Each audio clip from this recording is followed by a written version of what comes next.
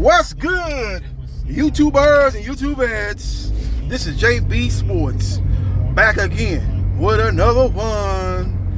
TGIF. We got a couple of fights going down this Saturday.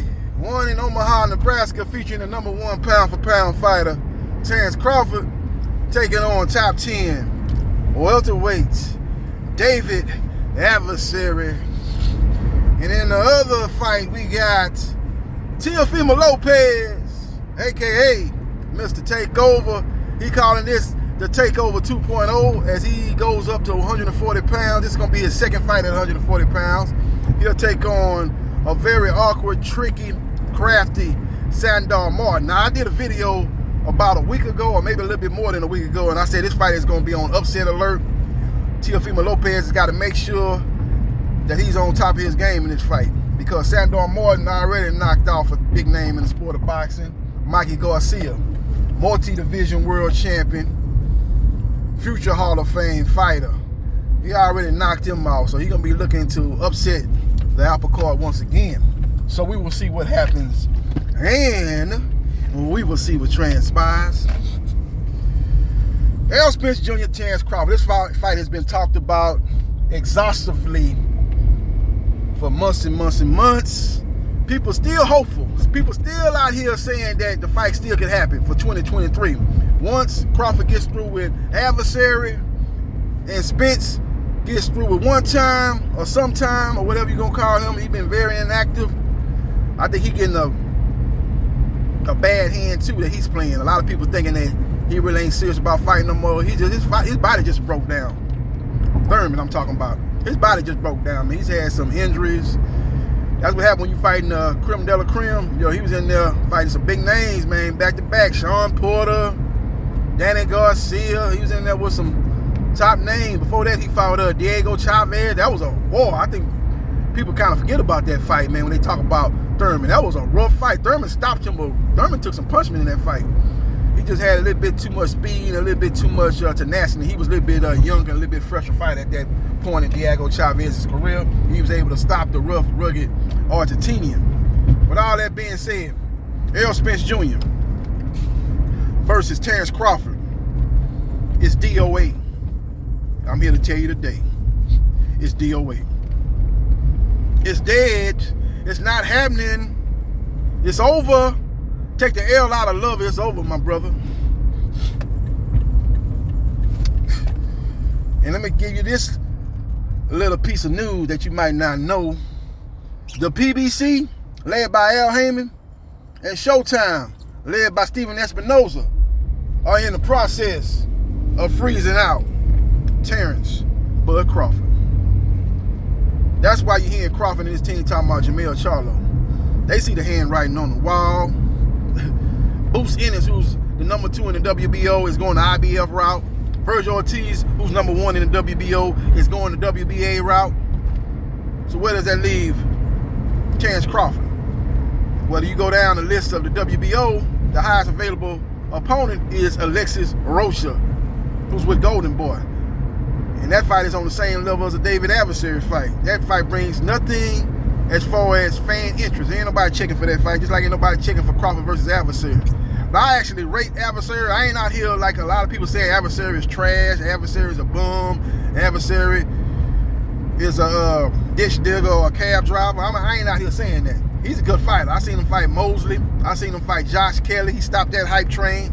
Josh Kelly coming out there like he Mayweather of the UK out there in the shoulder roll, and he just didn't have the gas in his tank to keep that style of fight. He was landing some good left hooks on David Avanesian. I think that'll be Terrence Bud Crawford's calling card, trying to land them left hooks. And another thing about that fight, as we seen, Terrence Crawford kind of like to be in a southpaw stance, but I think for this particular fight, he's going to be in the orthodox stance, because that's going to set up them left hooks, man, because Adversary, man, he tends to drop his right hand. He's coming in with the high guard, so you're going to see a lot of body work by Terrence Crawford, too, going to the body, jabbing to the body, doubling up on the jab to the body, and he's going to try to get him to kind of drop the high guard down just a little bit for him to catch him with some hooks Not only those hooks when he drops his right hand, but those hooks in the high guard. He's going to be breaking the boy down, man. I don't see nothing that adversary brings to the table that's going to trouble Terence Crawford. If he's a Terence Crawford we used to see, or if he's a Terence Crawford that we know and love, and that is the #1 pound-for-pound fighter in the sport of boxing. You know, I was watching Crawford fight against Benavidez Jr. the other day. I just wanted to rewatch that fight. Man, that was a good fight. I think people sleeping on that fight. Man, them boys were throwing bones. Crawford could have boxed his ears off, but Crawford wanted to make a point because of the bad blood and lead up to that fight. He wanted to knock the guy out, so he sat in the pocket a lot in that fight.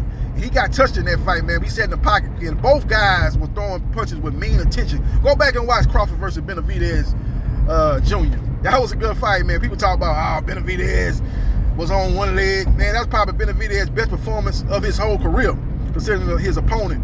He landed some good shots on Crawford, but just Crawford, man, was on a mission to knock the guy out. And Crawford sat in the pocket a little bit too long. That could get him in trouble if he ever fight Errol Spence Jr. He can't sit in that pocket like that with Errol Spence Jr. Errol Spence Jr. gonna break him down with some body work, and Errol Spence Jr. is gonna be catching with them shots. They're gonna be doing much more damage than what Benavidez Jr. was doing. So we will see what happens, and we will see what transpires. But one good thing about that is, or one bad thing about that is, that we'll never know because the fight ain't happening. The fight is dead on arrival. It's not happening. It's not happening. If it does happen, it won't be for undisputed. It ain't gonna be for undisputed. WBA ordered that Spence Thurman women must fight the Stellonis Virgil Ortiz winner. That's mandated by the WBA. Now, Spence versus Thurman is mandated by the WBC. So he's got those mandatories coming up. That's what happened when you got the unified welterweight champion. And the WBA and WBC are working in concert. And basically, they got a de facto welterweight tournament going on. So that's going to leave Terence Crawford on the outside looking in. So we will see what happens, and we will see what transpires. In Boots, one of the baddest men in boxing, one of the young guns coming up along with Virgil Ortiz, is going the IBF route.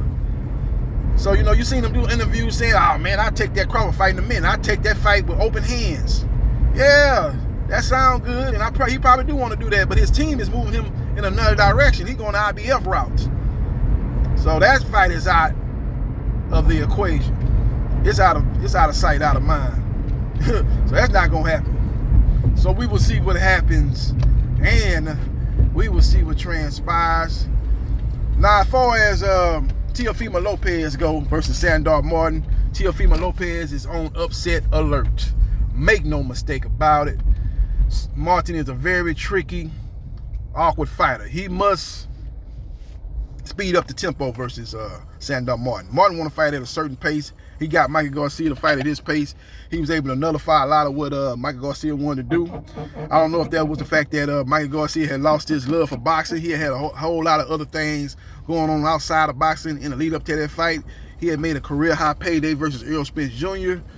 So I don't know his frame of mind going into that fight, but I'm not going to take credit away from Sandor Martin, man. He did what he had to do to go in there and get a win. He was a nobody going into that fight, so you got to give credit where credit is due. When you have a huge underdog going into a fight and he wins, you can't make excuses for the other guy saying, oh, man, the other guy was not motivated. The other guy did not know. The other guy did not train properly. We wasn't in the right mindset mentally or physically. You can't pull that card, man. You got to give a guy credit. That's just like when Buster Douglas beat Mike Tyson. Oh, Mike Tyson was partying in China. He was smashing all them Asian women down there. He wasn't focused. Don King was messing with him. You know, he had problems with his wife, Robin Gibbs, and her mama. Oh, this, that, and the third. No, we ain't gonna do that. We gotta give Buster Douglas credit, man. The man was a 50 to 1 underdog or something. He get the win. You gotta give him all the credit. Give him all the credit. So we will see what happens, and we will see what transpires. But Errol Spence Jr. versus Terence Crawford is dead. It's not happening. A lot of people say, well, maybe they might fight at 154. Okay, they're going to fight at 154 for no belts. See, Tank Davis and Ryan Garcia, they can fight for no belts. Errol Spence Jr. and Terence Crawford, they can't fight for no belts. Especially when you know it's an unquestioned king at 154. That's Jamel Lyons on the Charlo. So that fight lose a lot of lust at 154 for no belts. So I don't see that happening either. They could make the fight happen for undisputed. Terence Crawford wasn't happy with the deal. No upfront money. So you mean to tell me they're going to go up to 154 for no belts and make the fight happen? Come on now. Not going to happen, Captain. So we will see what happens. And we will see what transpires. But Errol Spence Jr. versus Terrence Bud Crawford. May it rest in peace, because it's not happening. It's not happening. There's going to be a lot of slow singing. There's going to be a lot of slow singing and flower bringing to the funeral that we have here in this video. That being Errol Spence Jr. versus Terrence Crawford. It's dead, ladies and gentlemen. And that's a sad state of affairs for the sport of boxing and for the boxing fans, that we are not getting one of the biggest fights that can be made in the sport of boxing due to the economics of it, due to the fact that the PBC did not believe in that fight. They'll put the fight on, but they will not be willing to put up front money. And Terrence Crawford, who is all about upfront money, refused to accept anything less.